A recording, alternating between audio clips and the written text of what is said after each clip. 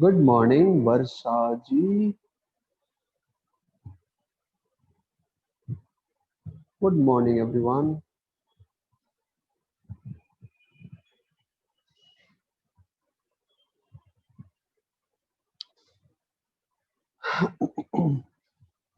Yes, good morning, Achal.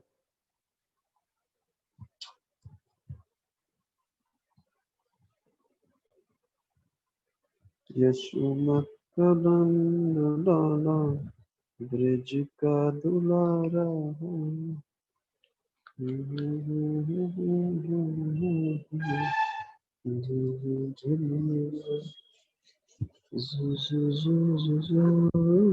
Shanya, good morning.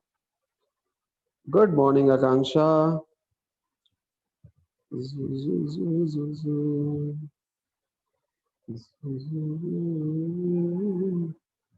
Good morning Anam Fatima. कर देती है मच्छर का खात्मा। Rashi Singh, good morning.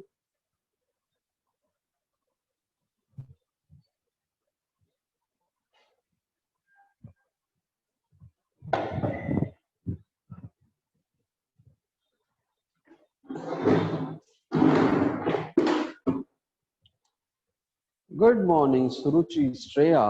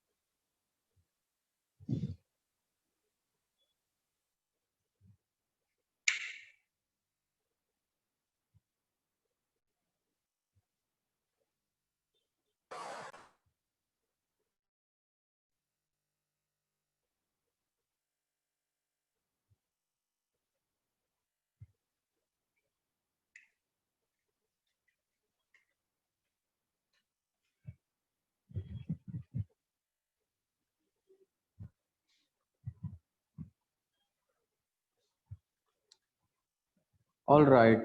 So today, what we are going to study? Today, we are going to talk about something very important, and that is your vaccination.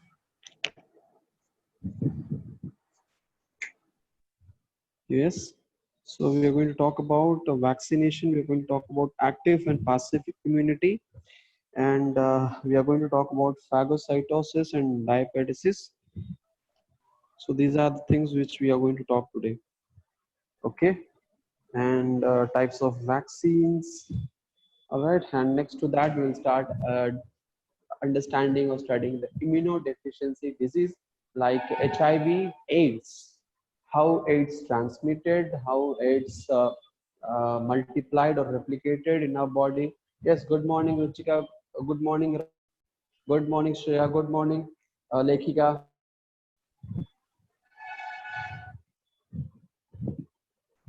Right. Then after that, we'll study cancer, and then we'll start with the drugs. All right. Okay. So.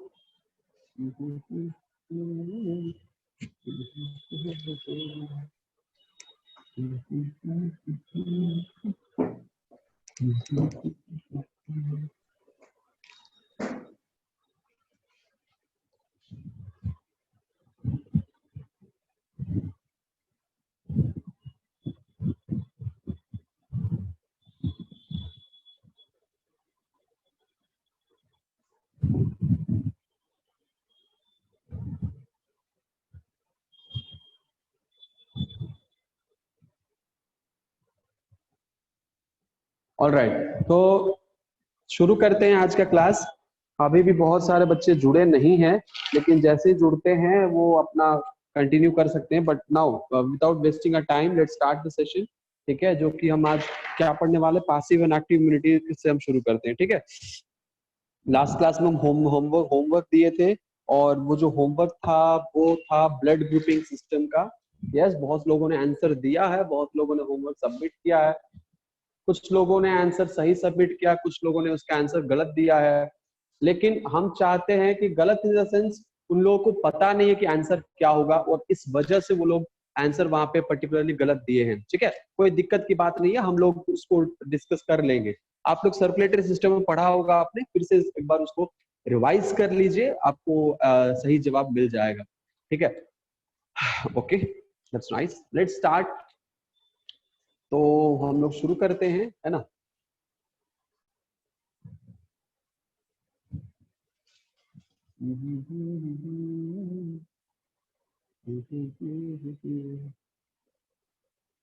Okay, सो अग्लूटिनेशन आप लोगों ने समझ लिया होगा कि अग्लूटिनेशन क्या होता है। ठीक है, कि अग्लूटिनेशन यानी हमारे मिक्सिंग एंटीजन और एंटीबॉडी का क्लम्पिंग फॉर्म को हम कहते हैं अग्लूटिनेशन, है ना। उसके बाद आपको ऑप्शन भी मैंने बताया था कि क्या होता है। फिर इसके बाद हमने बताया था आप लोगों को प्रेसिपिटेशन, है ना। प्रेसिपिटेशन क्या होता है ऑलरेडी आप लोगों को पता है। और लाइसिस क्या होता है आपको पता होना चाहिए कि हमारे जो सेल होते हैं वो सेल डेथ हो जाते हैं, सेल डेथ को हम लाइसिस कहते हैं। ठीक है, सेल डेथ होते हैं तो उसको हम सेल लाइसिस कहते हैं, यानी सेल को कंप्लीटली किल कर देना भी एक तरह का सेल लाइसिस में आता है। Anyways, let's start with the active and passive immunity.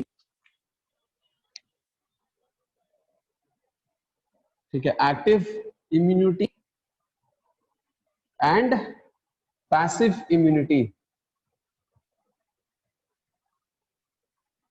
Okay, उसके पहले कि हम टॉपिक स्टार्ट करें, I just want to take survey all of yours. सबके सर्वे हम लेना चाहते हैं यहाँ पे। और सर्वे कुछ ऐसा है कि आप लोगों को सर्वे हम पोल बनाए नहीं है, यहाँ पे सर्वे नहीं बनाया है, बट हम आप लोगों के पार्टिसिपेंट्स के लिस्ट के नीचे टिक और क्रॉस का ऑप्शन होगा। ठीक है, आप लोगों को बताना है इसमें कि आप लोगों को उसको टिक और क्रॉस दे देना है। अगर सही है तो टिक, अगर गलत है तो क्रॉस। ठीक है, ओके। आप लोग मुझे बताइए कि ऐसा, एक सेकेंड, हम जरा इसको रिकॉर्डिंग को, डाउट नहीं है। Anyways, all right. तो बाकी किसी को अगर डाउट है, इसका मतलब ये है कि वो क्लास अटेंड ही नहीं कर रहे हैं, तो डाउट तो होगा ही, है ना। क्लास अटेंड करिए, क्लास अटेंड करने के बाद अगर डाउट है तो हमसे पूछिए। क्लास अटेंड ही नहीं कर रहे हैं और अगर समझ में नहीं आ रहा है तो I can't do that, I can't do anything for that. Anyways, active immunity. Active immunity हम किसको कहते हैं? ठीक है, एक्टिव इम्यूनिटी, हाँ ठीक है, सुरुचि से नहीं बताया, नहीं बताया। एनीवेज, तो एक्टिव इम्यूनिटी हम किसको कहते हैं? एक्टिव इम्यूनिटी वो होता है जो हमारा बॉडी खुद से डेवलप करता है। ठीक है, एक्टिव इम्यूनिटी वो होता है जो हमारा बॉडी खुद से डेवलप करता है किसी पैथोजन के अटैक के बाद। ठीक है, और दूसरी चीज ये है कि ओके, ठीक है,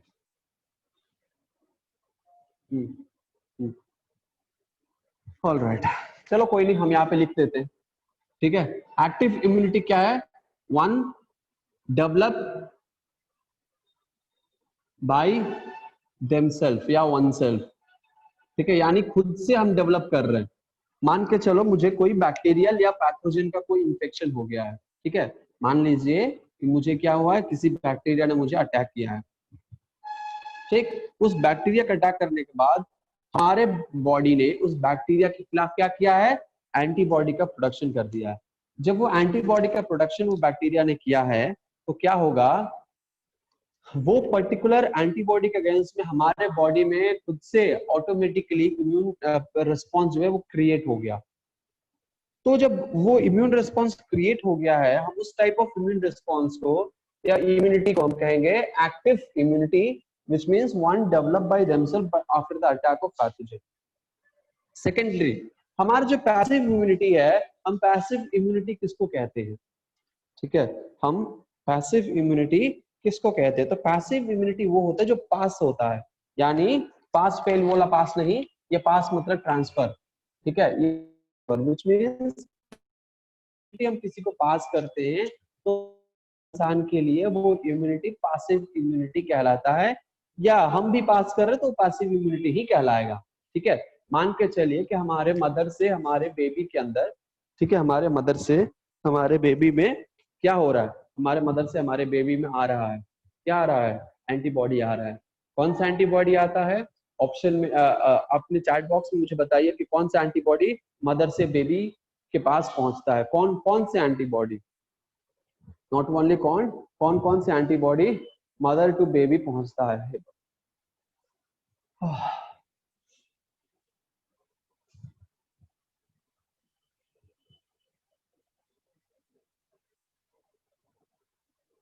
ओके, वर्षा ने आंसर दिया है, लेखिका ने आंसर दिया है, और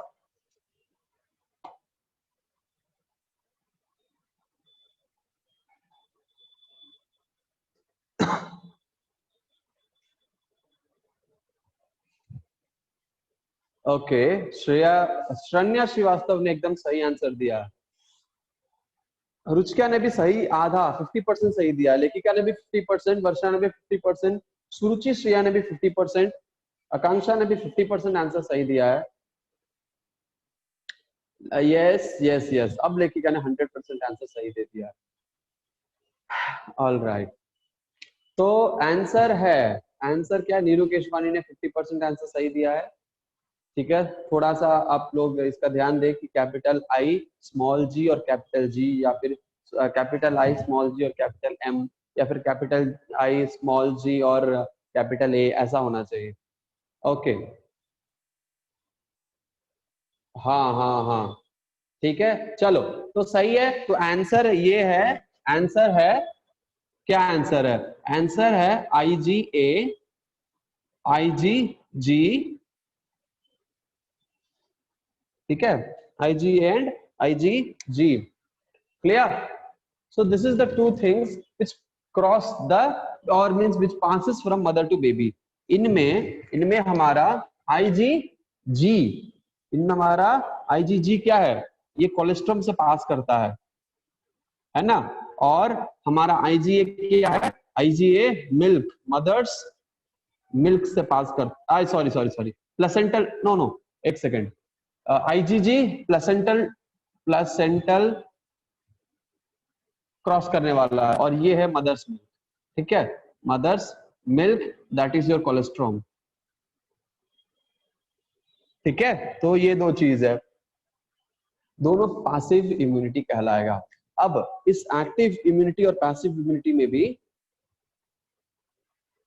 ठीक है, ओके, वही तो है, लिखा है हमने, वही लिखा है, ठीक है, थोड़ा सा कंफ्यूजन हो गया था, वही लिखा है हमने। देखिए, इम्यूनिटी में दो तरह की इम्यूनिटी है, नेचुरल और आर्टिफिशियल होते हैं, इन दोनों में भी क्या होते हैं, नेचुरल इम्यूनिटी और आर्टिफिशियल इम्यूनिटी होते हैं।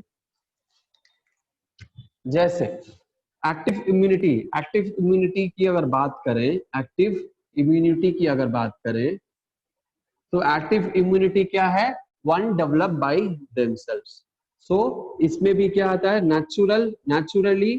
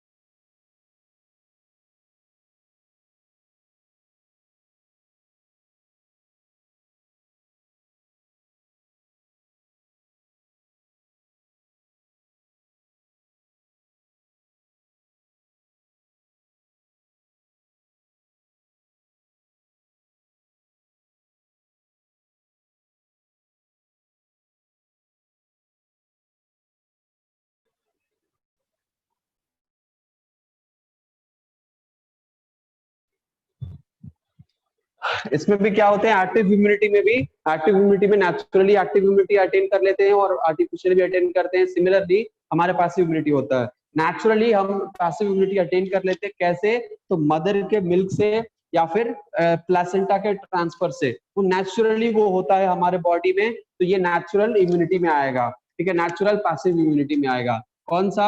IgG and IgA. उसके बाद आर्टिफिशियली क्या आएगा पैसिव इम्यूनिटी? मान के चलिए कि हमें क्या किया है, हमें किसी सांप ने काट दिया है। ठीक है, हमें क्या किया, किसी सांप ने काट दिया है, या हमें किसी कोबरा ने काट लिया, कोबरा भी है तो सांप है, ओके। हमें किसी बिच्छू ने काट लिया है। तो जब बिच्छू ने काटा है, अब हम क्या करेंगे वहां पे? देखिए, ये नेचुरल इम्यूनिटी, या फिर मान के चले कि हमारे एक्टिव इम्यूनिटी डेवलप होने के लिए बहुत समय लग जाएगा, है कि नहीं है? एक्टिव इम्यूनिटी डेवलप होने के लिए बहुत समय लग जाएगा उस एक्टिव इम्यूनिटी। और हाँ, वैक्सीनाइजेशन दे नहीं सकते। वैक्सीन जो है वो भी आपको काम करने में टाइम बहुत लगाता है। हम यहाँ पे वैक्सीन नहीं दे सकते। वैक्सीन बेसिकली आने से पहले दिया जाता है ना? आने के बाद भी दे सकते हैं, ऐसा है कि नहीं है? एनीवेज, हम बात करेंगे वैक्सीन में। तो आने से पहले दिया जाता है, तो वैक्सीन का एक्टिव होने में या काम करने में बहुत टाइम लग जाते हैं, इसीलिए हम वैक्सीन नहीं दे सकते। मगर ये जो बिच्छू ने मारा है, डंक मारा है, ये डंक जो है इसका असर बहुत ज्यादा है, जिसके वजह से हम जल्दी मर सकते हैं। ठीक है, उसका असर हमारे बॉडी में जल्दी हो सकता है। In that case what will happen? हमारे बॉडी में जो भी डंक मारा है, ठीक है, बिच्छू ने डंक मारा है, तो पॉइजन फैल रहा है। अब उस वक्त हम उसको ऐसा कुछ दवा देंगे, ऐसा कुछ प्रोवाइड करेंगे जिससे उसके बॉडी का वो वेनम, वो पॉइजन खत्म हो जाए। यस और नो? तो हम उसको क्या कहते हैं? हम उसको कहते हैं एंटी वेनम। क्या कहते हैं? Anti venom. हम इसको एंटी वेनम प्रोवाइड करेंगे, यानी उस ड्रग से लड़ने के लिए, वेनम से लड़ने के लिए एंटीडोट आपने सुना होगा, हम उसको प्रोवाइड करते हैं। ठीक है, हम उसको क्या करते हैं? हम उसको प्रोवाइड करते हैं।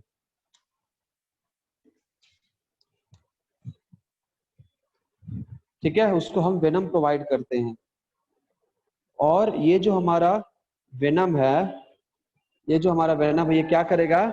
हमारे बॉडी को कंप्लीटली जहर से बचा देगा, तुरंत बचाएगा। ये हो गया आपका आर्टिफिशियली पैसिव इम्यूनिटी।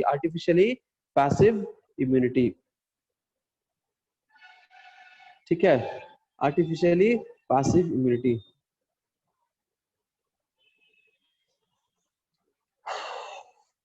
समझ में आ रहा है? समझ में आ रहा है? यस या ओके। एक सेकंड, आप लोग बस 2 मिनट के लिए मुझे वेट करिए। 2 मिनट के लिए इसको कॉपी करिए, और इसमें से अगर कोई डाउट है तो पूछिए। हम जरा माइक चेंज कर देते हैं।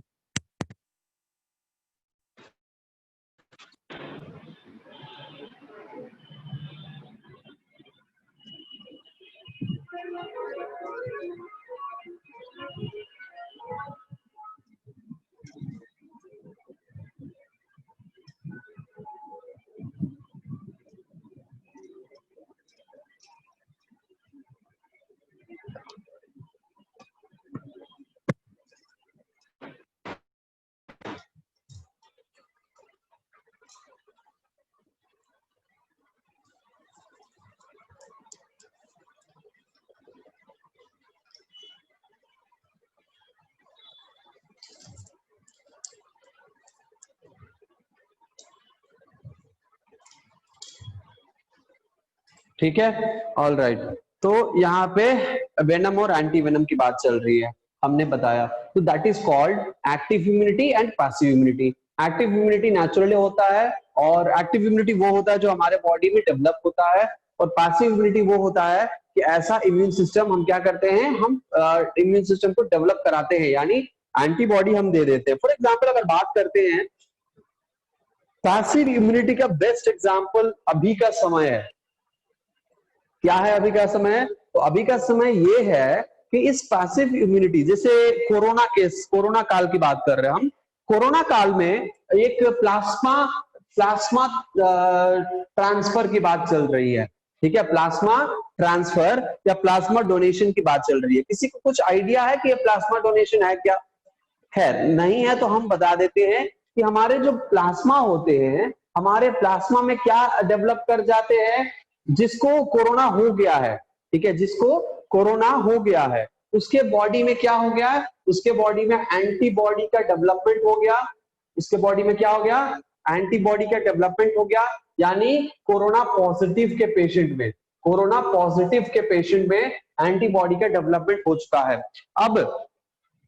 अब क्या होगा, ये कोरोना पॉजिटिव पेशेंट में एंटीबॉडी डेवलप हुआ है, और ऐसा कोई पेशेंट है, ऐसा हमारे पास कोई पेशेंट है जिसके बॉडी में एंटीबॉडी ड्रॉप हो गया है, डेवलप हो ही नहीं रहा है, लेकिन ये कोविड पॉजिटिव है, कोविड पॉजिटिव है, लेकिन इसके बॉडी में एंटीबॉडी नहीं बन पा रहे हैं। क्या किया जा सकता है, एंटीबॉडी ड्रॉप हो रहा, बन ही नहीं पा रहा, इसका इम्यून सिस्टम बहुत ज्यादा कमजोर है। हम इसको क्या कर सकते हैं, पैसिव इम्यूनिटी के थ्रू इसको हम बचा सकते हैं। यानी इस कोरोना पॉजिटिव के बॉडी में प्लाज्मा के अंदर जो एंटीबॉडी बना है, इस एंटीबॉडी को हम इसमें ट्रांसफर कर सकते हैं। क्या कर सकते हैं, उस एंटीबॉडी को प्रोसेस करके हम इसमें ट्रांसफर कर सकते हैं। That is called plasma transfer, और we can say antibody transfer.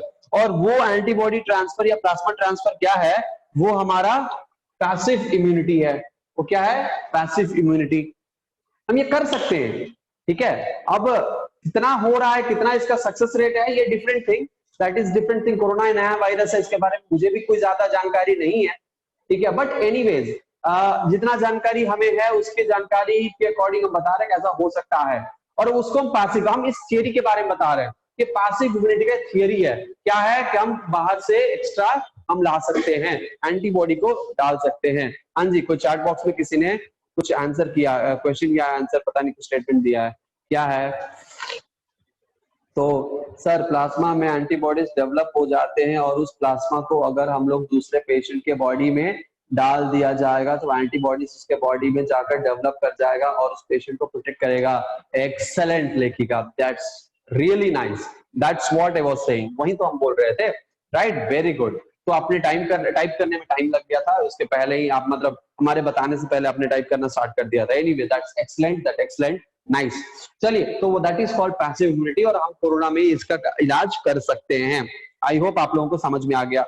दोनों में डिफरेंस क्या है, दोनों में डिफरेंस ये है कि हमारी जो एक्टिव इम्यूनिटी है, अगर हम एक्टिव इम्यूनिटी की बात करें, ठीक है, तो ये क्या होता है, पैथोजन का कांटेक्ट की वजह से हो जाता है। और यहाँ पे क्या है, यहाँ पे पैथोजन के कांटेक्ट होने से नहीं होता है, बाहर से एंटीबॉडी लाना पड़ता है, पहला डिफरेंस। दूसरा डिफरेंस क्या है, इसका जो इम्यूनिटी है ये इमीडिएट नहीं होता है, थोड़ा टाइम लगाता है डेवलप होने में, ठीक है, एक्टिव। और पैसिव ऑलरेडी डेवलप्ड एंटीबॉडी हम डालते हैं, ठीक है, तो इम्यूनिटी तुरंत डेवलप हो जाता है। तीसरा चीज, ये बहुत लंबे समय के लिए टिकता है, ठीक है, हो सकता है कि लाइफ लॉन्ग के लिए हो, ठीक है, बहुत लंबे समय तक, बहुत ही लेट स्टार्ट होता है लेकिन लंबे समय के लिए टिकता है हमारा एक्टिव इम्यूनिटी। पैसिव इम्यूनिटी बहुत जल्दी तो होता है लेकिन बहुत दिनों के लिए टिकता नहीं है, क्योंकि एंटी वेनम, जैसे वेनम का अटैक खत्म हुआ यानी उसका असर खत्म हुआ, एंटी वेनम का यहाँ पे काम खत्म हो गया, है ना। तो इसी तरह से पैसिव इम्यूनिटी भी बहुत लंबा टिकता नहीं है।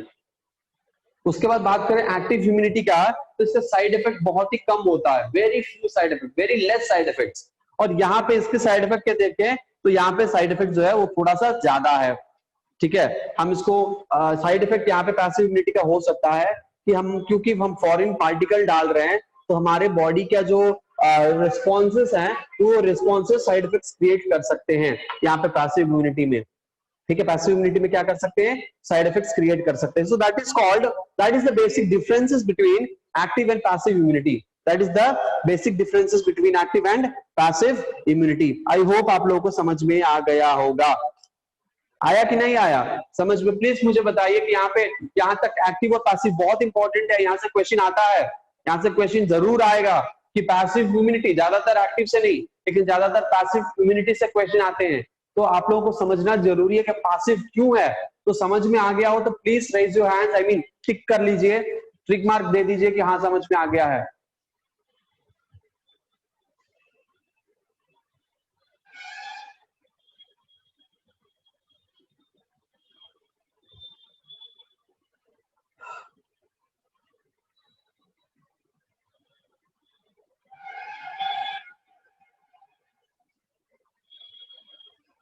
ऑल राइट, चलो थैंक यू सो मच।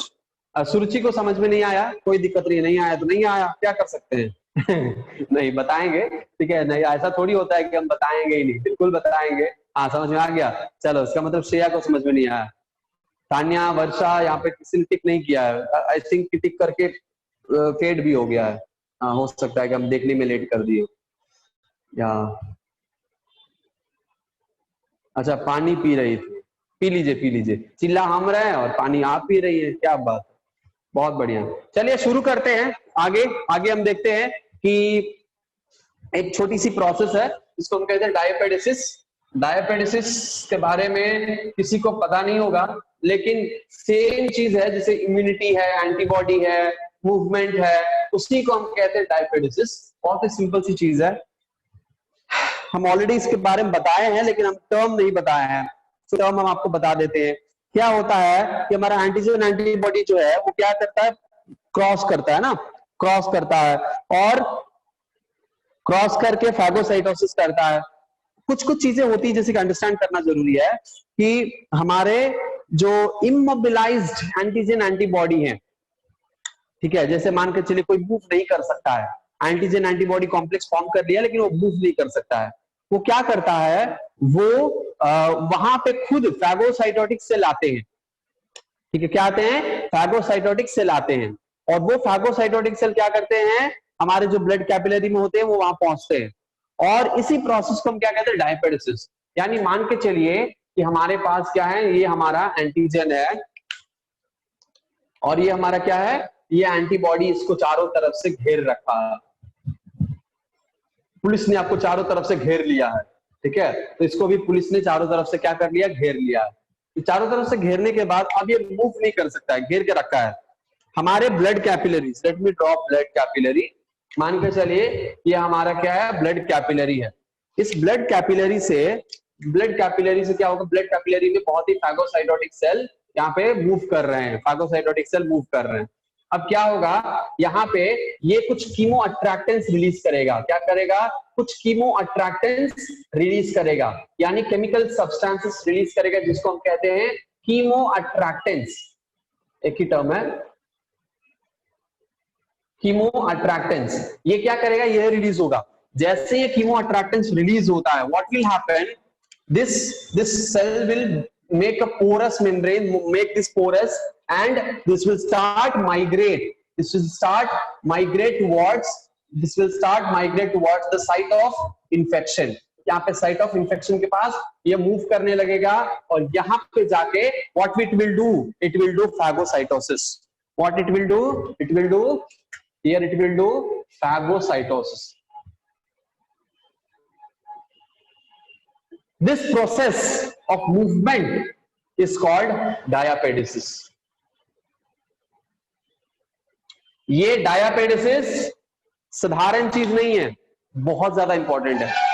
ये आप मॉड्यूल्स में निकाल के देखिएगा तो शायद अवंती के मॉड्यूल में मिले या ना मिले, I don't know about that, but आपको अलेन के मॉड्यूल में, आकाश के मॉड्यूल में, रेजोनेंस के मॉड्यूल में, प्रीवियस ईयर के क्वेश्चन पेपर में, ठीक है, नीट और एम्स के, नीट के क्वेश्चन में या शायद एम्स में, आई डोंट रिमेंबर, बट वहां पे क्वेश्चन में इस टर्म से कुछ क्वेश्चन जरूर होंगे, ठीक है, क्योंकि ये इंपॉर्टेंट है कि डायपेडिसिस क्या है। सो हमारा फैगोसाइटोटिक सेल क्या करेंगे, वो एंटर करेंगे, जाएंगे वहां पे और उसको फैगोसाइटोस कर देंगे, दैट इज कॉल्ड डायपेडिसिस।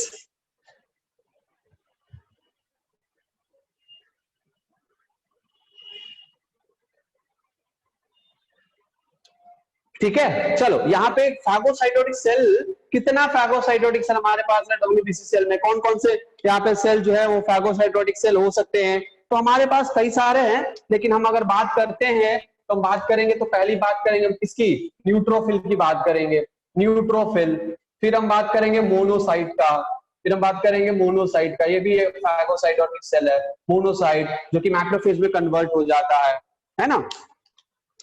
अगर इसकी बात करें न्यूट्रोफिल का, तो ये phagocytosis around 5 to 20 times, 20 phagocytotic activity, 20 times phagocytosis ये कर सकता है, ठीक है। बट अगर हम बात करें मोनोसाइट का, तो मोर देन 100 टाइम्स ये फैगोसाइटोसिस कर सकता है एक सेल, एक cell more than 100 times phagocytosis कर सकता है। ठीक है, मोनोसाइट जिसको हम क्या कहते हैं, मैक्रोफेज कहते हैं। क्या कहते हैं? मैक्रोफेज। मोनोसाइट ब्लड में है, लेकिन जैसे ही टिश्यू में एंटर करता है ये क्या हो जाएगा? ये हो जाएगा मैक्रोफेज। क्लियर है? डायपेटिस क्लियर हो गया? ठीक है, डायपेटिस फैगोसाइटोसिस क्लियर है? क्लियर है तो प्लीज क्या करिए, जैसे जो जो अभी तक करते आए हैं टिक लगा दीजिए कि समझ में आ गया।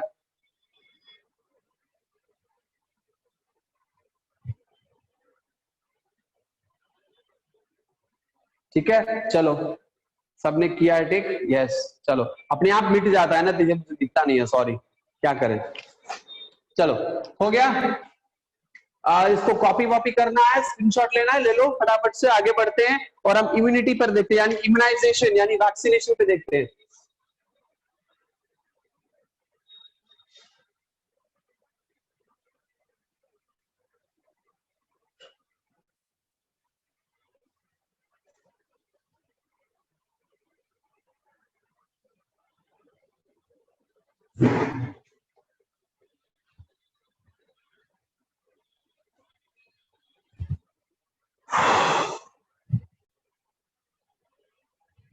आप लोग यहीं पे रुकिए, आप लोगों के लिए एक बहुत इंपॉर्टेंट चीज लेकर आ रहा है, दिखाने के लिए एक अपैरेटस लेकर आ रहा है। ठीक है, शांति से वेट करिए।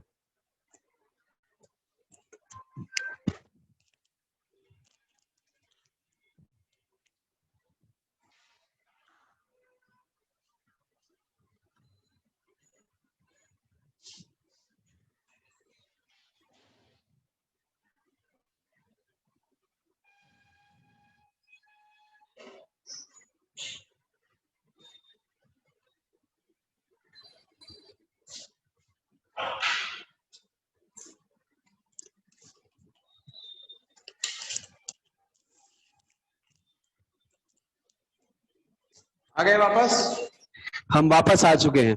देखिए यहाँ पे हमारे पास क्या है, हमारे पास है ग्लासवेयर। ये ग्लासवेयर को हम क्या कहते हैं? इस ग्लासवेयर को हम कहते हैं पेट्री डिश। हम इसको क्या कहते हैं? हम इसको कहते हैं पेट्री डिश। ठीक है, हम इसको पेट्री डिश कहते हैं। ये पेट्री डिश या उसको पेट्री प्लेट कहते हैं।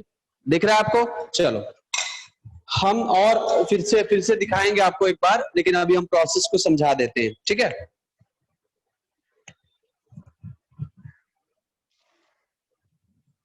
नेक्स्ट हम लोग पढ़ने वाले हैं, अभी तुरंत हम लोग क्या पढ़ने वाले हैं? इम्यूनाइजेशन। इम्यूनाइजेशन। इम्यूनाइजेशन हम किसको कहते हैं? तो इम्यूनाइजेशन वो कहते हैं जो कि हम अपने बॉडी को इम्यूनाइज्ड कर लेते हैं किसी पर्टिकुलर पैथोजन के अटैक से पहले। ठीक है, तो इम्यूनाइजेशन में दो तरह का इम्यूनाइजेशन आता है। एक होता है जनरल इम्यूनाइजेशन, जनरल इम्यूनाइजेशन, और दूसरा आता है स्पेसिफिक इम्यूनाइजेशन। स्पेसिफिक इम्यूनाइजेशन, एक होता है जनरल, दूसरा होता है स्पेसिफिक इम्यूनाइजेशन। जनरल इम्यूनाइजेशन हम किसको कहते हैं? ठीक है, ध्यान से सुनिएगा। जनरल इम्यूनाइजेशन हम उसको कहते हैं जैसे हम अपने आसपास में स्वच्छता बनाए रखें, साफ पानी पिए। ठीक है, साफ पानी पिए, स्वच्छता बनाए रखें। ऑलराइट, फूड भी ध्यान से, फूड भी पीने से पहले हम अच्छे से, फूड खाने से पहले अच्छे से हम उसको क्या कर रहे हैं? हीट कर ले। ठीक है, फूड में कोई पैथोजन ना हो। अपने हम आस पड़ोस के जो घर है या हम आस पड़ोस के जो रूम है, हम अपने घर और रूम के बगल वाला रूम, सब अपने मतलब पूरे फ्लैट को साफ रखना है। अगर आप बिल्डिंग में रह रहे हैं, अपने बंगलों में रह रहे हैं, तो उस बंगलों को भी क्या करिए? नौकर चाकर से डालकर साफ करवा लीजिए, क्योंकि इतना बंगला आप खुद नहीं कर पाएंगे। ठीक है, जनरल इम्यूनाइजेशन, ये सब जनरल चीजें हैं जिससे हम क्या कर सकते हैं? अपने आप को हम उस पैथोजन के अटैक से बचा सकते हैं। ठीक है, सब जनरल है। और स्पेसिफिक इम्यूनाइजेशन की अगर हम बात करते हैं, तो स्पेसिफिक इम्यूनाइजेशन में सबसे इंपॉर्टेंट क्या आएगा? वैक्सीन। सबसे इंपॉर्टेंट क्या आएगा? वैक्सीन। ठीक है, तो वैक्सीन होता है कि अब ये रोग आने से पहले हम इसको दे देते हैं। ठीक है, जिससे क्या होता है? वो ठीक हो जाता है। रोग आने के बाद दवा दिया जाएगा, रोग आने के बाद दवा दिया जाएगा। अगर ये बैक्टीरियल इन्फेक्शन है, अगर ये बैक्टीरियल इन्फेक्शन है तो क्या दिया जाएगा? क्वेश्चन आप लोगों से हम पूछ रहे हैं, बताइएगा अपने चैट बॉक्स में। अगर ये वायरल इन्फेक्शन है तो हम क्या देंगे इसको? अगर ये फंगल इन्फेक्शन है या फंगल डिसीज है, हम इसको क्या कहेंगे? क्योंकि हमें पता है ऑलरेडी कि there are two type of disease, infectious and non infectious. हम सब बात कर रहे हैं यहाँ पे सिर्फ और सिर्फ इन्फेक्शियस डिजीज की बात कर रहे हैं, नॉन इन्फेक्शियस की बात नहीं कर रहे हैं। सो इन्फेक्शियस डिजीज में बैक्टीरियल, वायरल और फंगल है यहाँ पे, ठीक है। तो बैक्टीरियल डिजीज, प्रोटोजोअल भी है यहाँ पे, प्रोटोजोअन आएगा, दैट इज डिफरेंट। हम उसके बारे में बात नहीं कर रहे हैं, हम बात कर रहे हैं बैक्टीरियल का। तो बैक्टीरियल डिजीज में कौन सा दवा दिया जाएगा जिससे हमारा बैक्टीरियल इन्फेक्शन ठीक हो जाएगा? ठीक है, बताइए तो मुझे कौन सा पर्टिकुलर मेडिसिन दिया जाएगा जिससे बैक्टीरियल इन्फेक्शन ठीक हो जाता है? Please tell me. अपने अपने चैट बॉक्स में डालिए कि कौन सा दवा लेने पर बैक्टीरियल इन्फेक्शन का क्योर किया जा सकता है।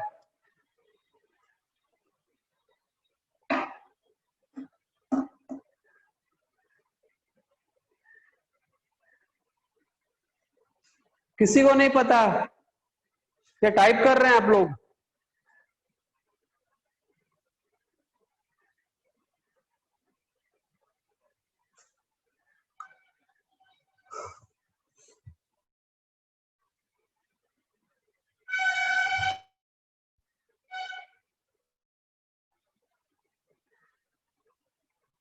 शरण्या ने आंसर सही जवाब दिया है। इसका जवाब है एंटीबायोटिक, क्योंकि NDV3 for fungal infection.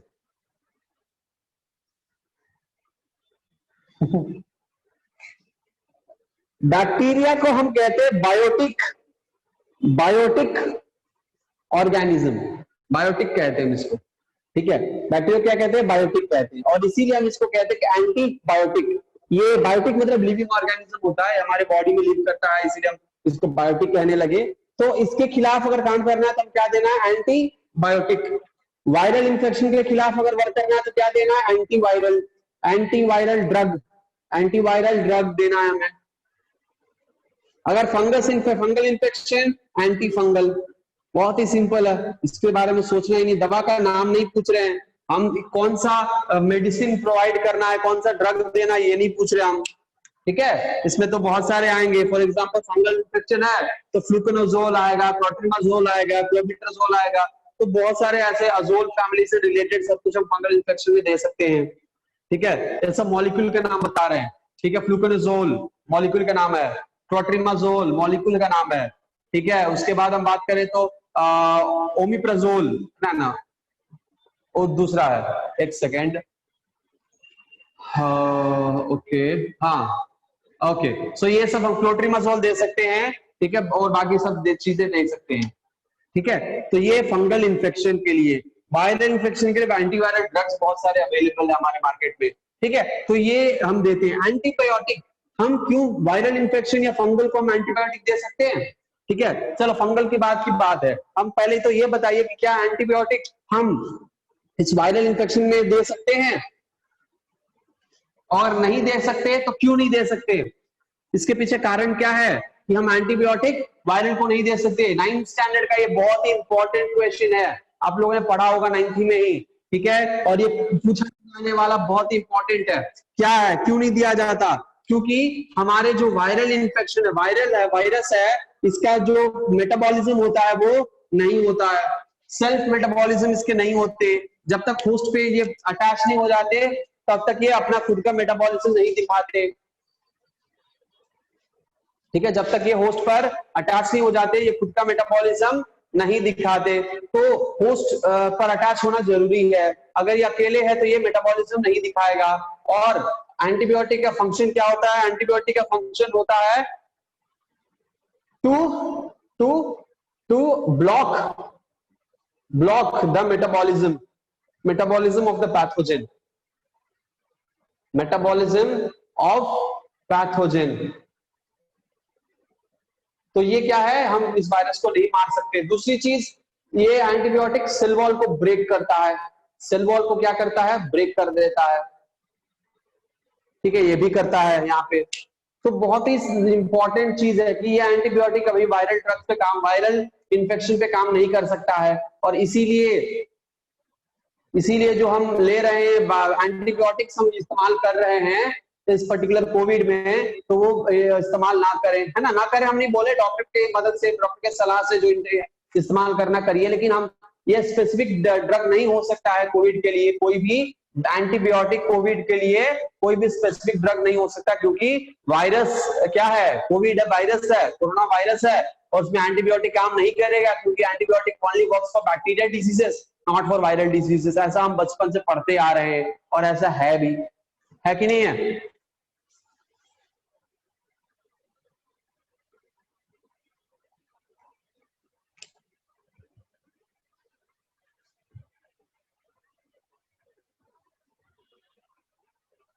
Yes, yes, anti fungal cream आता है।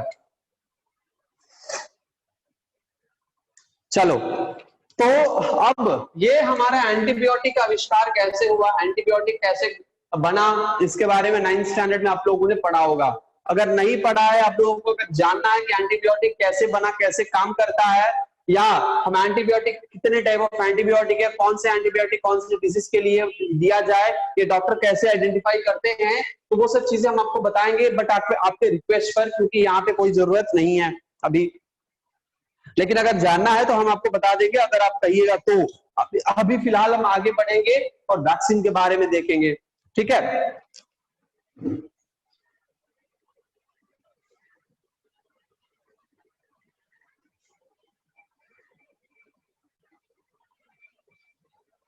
वैक्सीन क्या है? Vaccine, vaccine is a passive immunity create करने के लिए दिया जाता है, और हम कह सकते हैं कि पैसिव इम्यूनाइजेशन के लिए इस्तेमाल किया जाने वाला है आपका वैक्सीन। वैक्सीन का आविष्कार किसने किया? तो वैक्सीन का आविष्कार किया एडवर्ड जेनर ने। Edward Edward Jenner Edward Jenner ने वैक्सीन का इस्तेमाल किया और वैक्सीन का डिस्कवरी किया। ठीक है, किसने किया? एडवर्ड जेनर ने। और वैक्सीन का जो डिस्कवरी हुआ या अकस्मात हुआ और अचानक से हो गया, किसी को कुछ पता ही नहीं था कि यहाँ पे ऐसा कुछ तो होने वाला है। एनीवेज, तो 1796 में 1796 में वैक्सीन का डिस्कवरी एडवर्ड जेनर ने किया, और करने के बाद इनको क्या कहा गया? फादर करने से पहले या करने के बाद जो भी कहिए, इनको फादर ऑफ इम्यूनोलॉजी कहा जाता था। इम्यूनोलॉजी। एडवर्ड जेनर कौन है? Father of immunology. Edward Jenner ने क्या किया कि बहुत ही इंटरेस्टिंग कहानी है एडवर्ड जेनर के प्रति, हम आपको बताते हैं, कहानी सुनिएगा। उन्होंने क्या किया, देखा कि हमारे जो मिल्क मेड है, ठीक है, यानी जो गाय बछड़ा ये सब चीजें होती है, ठीक है, वो उसमें छोटा सा एक डिजीज हो गया, जिसको उन्होंने कहा वो पॉक्स डिजीज, पॉक्स की वजह से, ठीक है, पॉक्स वायरस के वजह से उसको उन्होंने कहा पॉक्स, काउ पॉक्स। ठीक है, उन्होंने कहा काउ पॉक्स। ठीक है, सो एडवर्ड जेनर ने क्या किया? एडवर्ड जेनर, हमारे विख्यात साइंटिस्ट एडवर्ड जेनर ने क्या किया? एडवर्ड जेनर ने देखा कि उनके गाय बछड़े जो दूध देने वाले जो पशु हैं, ठीक है, मान के चलते हैं कि हम काऊ ही ये है, काऊ ही था, इसीलिए उन्होंने काउपॉक्स रखा। तो उसमें एक विभिन्न प्रकार का डिजीज, एक वेरियस टाइप ऑफ, एक कह सकते डिफरेंट टाइप ऑफ एक डिजीज हुआ, जिसको जो पॉक्स वायरस के वजह से हुआ था, है ना, पॉक्स डिजीज है, तो उसको उन्होंने कहा काउपॉक्स। लेकिन फिर उन्होंने क्या देखा कि काउपॉक्स तो है, अब ये काउपॉक्स को क्या किया कि जेनर ने एक 8 साल के बच्चे को, हिस्ट्री में कहा जाता है कि 8 साल का जो बच्चा है, ठीक है, ये 8 साल का जो बच्चा है उनके ही माली का बेटा था, ऐसा हिस्ट्री में किसी बुक में देखा था मैंने, या और किसी बुक में ये दिया जाता था, ये बोला गया कि ये 8 साल का बच्चा एडवर्ड जेनर का खुद का बच्चा था। ठीक है, अब कौन सा सच है भगवान जाने, लेकिन उस बच्चे का नाम था जेम्स फिप्स। उस बच्चे का नाम है जेम्स फिप्स, PHIPPS। ठीक है, ओके। तो उन्होंने क्या किया, ये जेम्स फिप्स जो है उस बच्चे का नाम था, और ये बच्चा 8 साल का था, और इस बच्चे में उन्होंने काउपॉक्स का जो वायरस है उसको डाला। ठीक है, काउपॉक्स का वायरस डालने के 2 महीना तक, ठीक है, 2 महीना तक उन्होंने उसको डिस्टर्ब नहीं किया, लेकिन 2 महीना के बाद उन्होंने क्या किया, इस काउपॉक्स के जो वायरस है इसके बॉडी में जब गया था, तो अब क्या किया, इस सेम बच्चे के बॉडी में उन्होंने क्या किया, उन्होंने स्मॉल पॉक्स कॉज करने वाला वायरस, पॉक्स वायरस क्या किया, इस बच्चे में इंजेक्ट कर दिया। ठीक है, इस बच्चे में उन्होंने क्या किया, स्मॉल पॉक्स कॉज करने वाले वायरस को इंजेक्ट कर दिया। और आश्चर्य की बात यह है कि उस बच्चे को स्मॉल पॉक्स हुआ ही नहीं। तब जाके उन्होंने कहा कि इस स्मॉल पॉक्स का वैक्सीन काउपॉक्स का ही वायरस है। अब उसके बाद से उसको नाम दे दिया गया वैक्सीन फॉर काउपॉक्स। ठीक है, so it become a standard preventing procedure small pox. ठीक है, सो जेनर ने ही थे जिन्होंने वैक्सीन का जो नामकरण वैक्सीन का हुआ, वो किसने किया था, वो जेनर ने ही किया था। ठीक है, जेनर ने ही वैक्सीन का नामकरण किया था। उन्होंने उनको फादर ऑफ हम इम्यूनोलॉजी कहते हैं, फादर ऑफ क्या कहते हैं, फादर ऑफ इम्यूनोलॉजी कहते हैं। और उन्होंने काउपॉक्स का जो वैक्सीन है, which means cowpox virus small pox के वैक्सीन के रूप में इस्तेमाल किया, और ये सक्सेसफुल रहा। और इसीलिए ये कह सकते हैं कि स्मॉल पॉक्स के वैक्सीन को किसने डिस्कवर किया, एडवर्ड जेनर ने किया, एडवर्ड जेनर। उसके बाद कई सारे डिस्कवरीज इन्होंने किए, कई सारे वैक्सीन बनाए। ऑलराइट, तो ये फर्स्ट इंस्टेंस था कि एडवर्ड जेनर ने कैसे वैक्सीन बनाया। ठीक है, ओके। कहा जाता था कि जो काऊ में काऊ पॉक्स हो गया एक बार, उसमें स्मॉल पॉक्स नहीं हो सकता उस एनिमल में। ठीक है, उसको टेस्ट करने के बाद उन्होंने 8 साल के बच्चे में वो वायरस डाल दिया, और ऐसा क्रूर काम जो है वो कोरोना वायरस के वैक्सीन बनाने में भी हुआ है। ठीक है, आपने पढ़ा होगा शायद, कोरोना वायरस के वैक्सीन बनाने के लिए एक छोटे से बच्चे को बलि का बकरा बनाया गया है। ठीक है, और उसको इंजेक्ट करके देखा गया है कि उसको हो रहा है कि नहीं हो रहा है। ठीक है, तो ये न्यूज में भी आया था, शायद इजराइल की रसिया ऐसा ही कोई है, कुछ है किसी के मतलब दिया गया था। ठीक है, इजराइल या north Korea, I don't know, Israel या रशिया ऐसा ही कुछ है, वैक्सीन बनाने के लिए अपने खुद के बच्चे को जो है वो, या अपने नौकर के बच्चे को या खुद के बच्चे को दे दिया है। ठीक है, वायरस। ऑल राइट, तो उसके बाद आता है हमारा सेकंड, ये था पहला, ये था फर्स्ट इंस्टेंस। दूसरा इंस्टेंस था हमारे लुईस पास्चर का। लुईस पास्चर कॉलेरा बैक्टीरिया को क्या किया, उन्होंने उसको वीक किया। सो लुईस पास्चर, LOUIS पास्चर, इन्होंने किसको डिस्कवर किया, इन्होंने डिस्कवर किया इसका वैक्सीन, तो कॉलेरा का वैक्सीन डिस्कवर किया। ठीक है, ऐसे बहुत सारे चीज है। एक काम करिए आप लोग, एक लिस्ट बनाइए, आज का एक लिस्ट बनाइए, उस लिस्ट में साइंटिस्ट का नाम, ठीक है, ऐसे हम बताएंगे तो टाइम वेस्ट ऑफ टाइम। ठीक है, साइंटिस्ट का नाम, उसके बाद कौन सा वैक्सीन,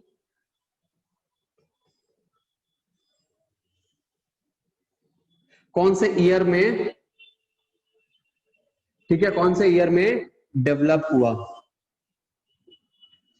ठीक है, ये आपको टेबुलर कॉलम बनाकर लिखकर लाना है। मैक्सिमम वैक्सीन जितना आप लोग लिख सकते हैं उतना लिखकर आइए, ठीक है। हम बता देते हैं कि ये वैक्सीन एक्चुअली होता कैसे है। क्या किया, एक साइंटिस्ट ने क्या किया कि हमारे जो पैथोजन है उसको वीकन किया, यानी उसको बॉईल करके, हीट करके, या उसको उसके इफेक्ट को कम कर दिया उन्होंने। कम करने के बाद उन्होंने जब पेशेंट के बॉडी में डाला, तो पर्टिकुलर पेशेंट के बॉडी में नहीं कह सकते, नॉर्मल बॉडी में भी, तो क्या हुआ, उस वायरस के अटैक के बाद फिर से जब उस वायरस को इंजेक्ट किया गया, तो वो उनका बॉडी, वो पर्टिकुलर पर्सन का बॉडी जो है उस वायरस के अगेंस्ट में या उस पैथोजन के अगेंस्ट में काम करने लगा और वो किल कर दिया उसको, वो पर्टिकुलर डिजीज नहीं हुआ, ठीक है। तो उसके बाद ये डिस्कवरी किया गया कि वैक्सीन बनाया कैसे जा सकता है।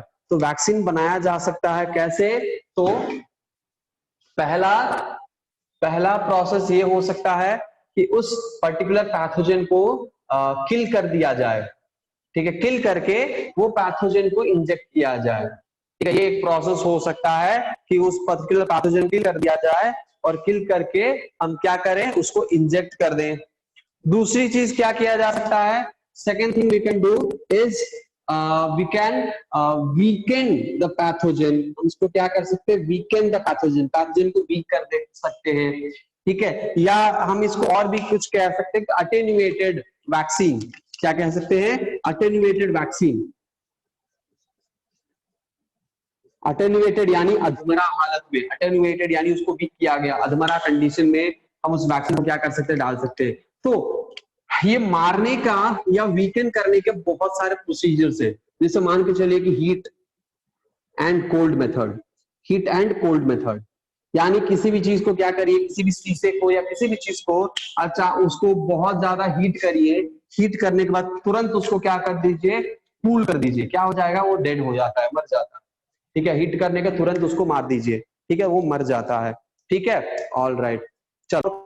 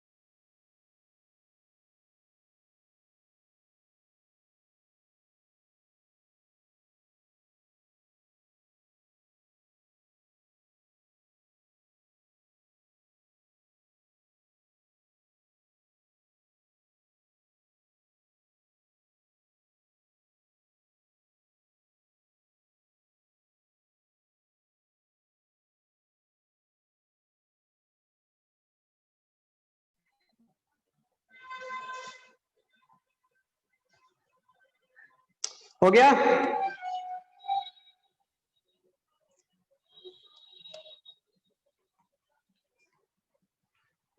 अरे ठीक है, म्यूट है तो क्या हो गया भाई। अरे आप लोगों को तो मतलब हम चैट बॉक्स में डालने के लिए बोले थे ना। ये प्रभु ईश्वर, कहाँ जाके सर फोड़े हम।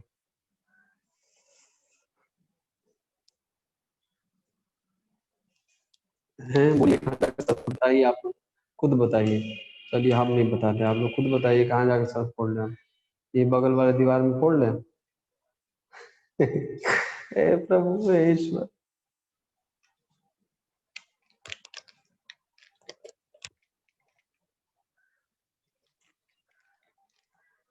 ओके, सो यहाँ पे हम कह सकते हैं। अच्छा, उसके बाद रॉबर्ट कोच थे, रॉबर्ट कोच ने भी डिस्कवर किया बहुत सारी चीजें। ठीक है, रॉबर्ट कोच को नोबेल प्राइज मिला 1905 में। उसके बाद वॉन बेहरिंग आए, E A von Behring, Emil Adolf von Behring. उन्होंने भी बहुत सारी चीजें जो है वो इन्वेंट किया। उसके बाद उन्होंने बेहरिंग लॉ बनाया। क्या बनाया? Behring law. लॉ क्या कहता है बेहरिंग लॉ? बहुत ही सिंपल सी चीज है, हम आपको बहुत ही सिंपल तरीके से बताते हैं। ठीक है, पैसिव इम्यूनिटी के बारे में बताते हैं। यानी बेहरी ने किया कि किसी इम्यूनाइज्ड पर्सन का ब्लड या फिर सीरम, सेम पासिव इम्यूनिटी के बारे में बताया। और उन्होंने उस बेहरिंग लॉ के नाम से सबको बताया कि क्या है, ये बेहरिंग लॉ है ना। उसको हमने बेहरिंग लॉ कहा। बेहरिंग ने ये कहा, ई ए ई ए वॉन बेहरिंग।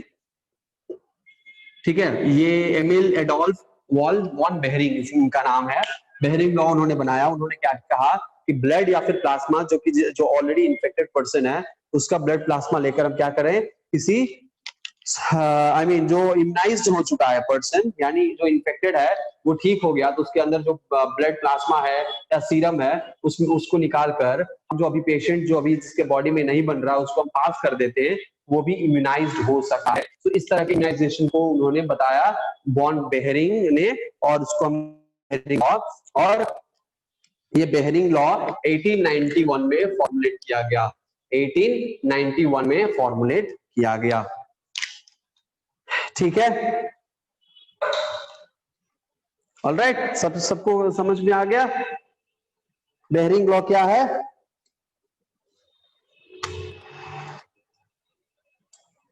यस, कोई डाउट है?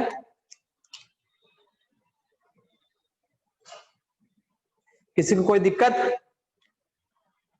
क्या होता है कि इस वैक्सीन को कल्चर किया जाता है। इस वैक्सीन को क्या किया जाता है? इस वैक्सीन को कल्चर करके वैक्सीन को डेवलप किया जाता है। डिफरेंट टाइप्स ऑफ वैक्सीन होते हैं, डिफरेंट टाइप्स ऑफ वैक्सीन होते हैं। जैसे कि कुछ ऐसे पहले जनरेशन, जैसे कंप्यूटर के अलग अलग जनरेशन ऑफ कंप्यूटर्स हैं, वैसे ही वैक्सीन के भी अलग अलग जनरेशन ऑफ वैक्सीन हैं। जैसे जो वैक्सीन हमारे बन रहे हैं, ठीक है, कुछ हम आगे बताएंगे कि एचआईवी का वैक्सीन क्यों नहीं बन पा रहा है, कोरोना का वैक्सीन क्यों बन सकता है और क्यों नहीं बन सकता है। ये सब चीजें हम बताएंगे वैक्सीन के बारे में। लेकिन अभी हमें जानना है कि वैक्सीन अलग अलग स्टेजेस में डिस्कवर किया गया, डेवलप किया गया, और उसको हम अलग अलग कैटेगरी में कर देते हैं। First generation vaccine, second generation vaccine, third generation vaccine, ऐसे करके हम डिफरेंट जनरेशन उसको हम डिवाइड करते हैं। फर्स्ट जनरेशन वैक्सीन यही है आपका हीट एंड कोल्ड मेथड का जो वैक्सीन बनाया गया था। अटेन्युएटेड वैक्सीन, या फिर हम लाइव वैक्सीन को या किल्ड वैक्सीन को हम अगर डालते हैं किसी पेशेंट में, तो वो क्या कहलाता है, ये हेल्दी पर्सन में डाल के उसको हम इम्यूनाइज करते हैं, तो उसको क्या कहा जाता है? फर्स्ट जनरेशन वैक्सीन कहा जाएगा। क्या कहा जाएगा? First generation vaccine. So first generation first generation vaccine, ये फर्स्ट जनरेशन वैक्सीन जो है, ये क्या है? ये फर्स्ट जनरेशन वैक्सीन आपको हीट एंड, पहले तो ये किल्ड किल्ड वैक्सीन, मतलब किल्ड पैथोजन को हम डाल के हम कह सकते हैं किल्ड पैथोजन, या फिर वीकेंड वीकेंड और अटेन्युएटेड अटेन्युएट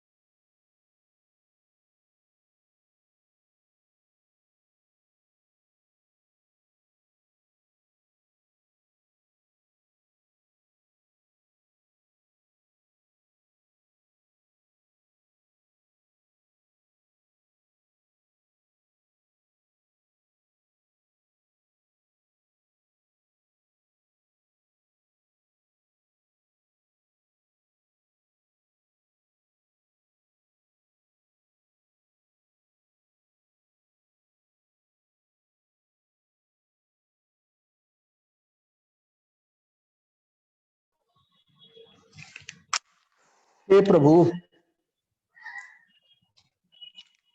बार बार म्यूट क्यों हो जा रहे हैं?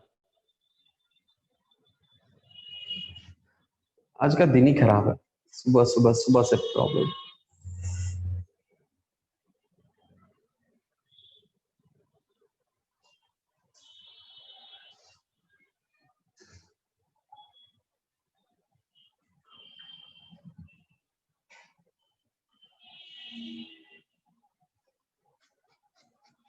ठीक है, ओके। तो हमारा ये एंटीजन है और ये हमारा एंटीबॉडी है, ठीक है। सॉरी, हमारा नॉर्मल सेल है। ये क्या है? पैथोजेनिक सेल है और ये हमारा नॉर्मल सेल है। पैथोजेनिक सेल में ये जो पर्टिकुलर पॉइंट हम दिखा रहे हैं, ये पर्टिकुलर पॉइंट क्या है? एक्टिव साइट है। किसका एक्टिव साइट? तो ये एंटीजन के साथ बाइंड होने वाला ये एक्टिव साइट है, ठीक है। और यही एक्टिव साइट के साथ हमारा ये रिसेप्टर यानी नॉर्मल सेल का रिसेप्टर ये बाइंड होगा, तो अंदर में प्रोटीन का यहाँ पे कॉम्प्लीमेंट्री प्रोटीन एक्टिवेट होंगे और ये प्रोटीन जाएगा हमारे इस जीन्स के पास, और जीन्स क्या करेगा? उसके रिलेटेड एमआरएनए प्रोड्यूस होगा और उसका प्रोटीन यानी वायरल प्रोटीन यहाँ पे प्रोड्यूस होगा और ये वायरल, ये भी नॉर्मल सेल वायरल सेल बन जाएगा। This is how happens. इस एंटीजन के पास एक एक्टिव साइट नहीं होता, कई सारे एक्टिव साइट होते हैं, जिसमें एक पर्टिकुलर एक्टिव साइट होगा जो सेल के साथ अटैच होगा। हम क्या करेंगे? उस पर्टिकुलर एंटीजन के साइट को हम निकाल लेंगे, ठीक है, उससे हम कट करके निकाल लेंगे और उसको हम क्या करेंगे? क्योंकि उसमें कुछ ऐसे अमीनो एसिड का सीक्वेंस होगा जिसके वजह से वो एंटीजेनिक पॉइंट हो गया, एंटीजन का वो एक्टिव साइट बन गया। हम क्या करेंगे? जेनेटिक इंजीनियरिंग के मदद से हम उस पर्टिकुलर कोडिंग सीक्वेंस को क्या करेंगे? अल्टर कर देंगे। यानी हम वो एंटीजेनिक साइट को आइसोलेट करके हम उसको नॉन एंटीजेनिक बना देंगे, और उसको बनाने के बाद हम क्या करेंगे? पर्टिकुलरली उस एंटीजन साइट को क्या करेंगे? हम अपने बॉडी में डाल देंगे, ठीक है, हम अपने बॉडी डालेंगे। जब हम अपने बॉडी में डालेंगे तो क्या होगा? हमारा बॉडी उसके खिलाफ एंटीबॉडी प्रोड्यूस करेगा। वो वायरस हमारे बॉडी में है, लेकिन फिर भी वो क्या कर पा रहा? पैथोजन नहीं, मतलब वो रेप्लिकेशन नहीं कर पा रहा है, वो आगे का प्रोसेस अपना नहीं कर पा रहा है, डिवीजन नहीं हो रहा है, एक्सेट्रा एक्सेट्रा एक्सेट्रा, हमारे बॉडी के सेल्स को इन्वेड करके अंदर नहीं एंटर कर पा रहा है। तो ये सब चीजें हम कर सकते हैं। So that is called second generation vaccine, that is called second vaccine. चलिए, आज के लिए इतना ही। हम बाकी का अगले क्लास में बताएंगे थर्ड जनरेशन वैक्सीन क्या होता है, उसमें कौन कौन से वैक्सीन है और वो कैसे प्रोसेस करके बनाए जाते हैं, ठीक है, हम अगले क्लास में बताएंगे। आज के लिए बस इतना ही। आई होप आप लोगों को समझ में आ गया होगा, ठीक है, आई होप आप लोगों को समझ में आ गया होगा, और अगर नहीं आया है तो फिर डाउट आप लोग पूछ सकते हैं इस वैक्सीन के बारे में, ठीक है। 5 मिनट है, 5 मिनट डाउट पूछ सकते हैं, 5 मिनट डिस्कनेक्ट कर देंगे। Thank you so much for joining, अपना ख्याल रखिए, पढ़ते रहिए, बाय।